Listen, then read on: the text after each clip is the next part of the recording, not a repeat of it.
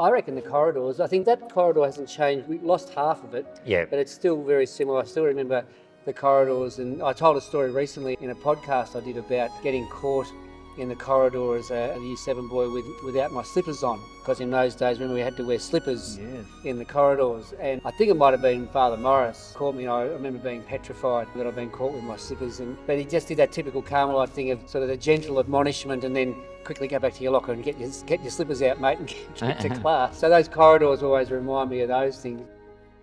The other probably one is the bell tower. That was a significant thing for us because when I was here, it was our school bell. It was a bell that was rung between classes. And if you were in the old classroom block that went all the way through here, the classroom at the end, I think it was room 5 or something like that at the end of the corridor here. Robert Decline, you probably remember Robert. He was the English teacher in that office because he was very punctual, Robert. So he was charged with the responsibility of making sure the bell was rung in between classes. And anyone who'd been a good boy during his English lesson got the privilege of ringing the bell between classes. And on the very odd occasion, I might have got the opportunity to come out and ring. And if you were in charge of the whole school and you stood there and you had to wait until it came around time, and then you're supposed to only ring it 4 times. Occasionally you might do an extra 1 or 2 just because you'd like doing it, but it just resonates with me that a simpler time of this community and those simple pleasures that we had in those days.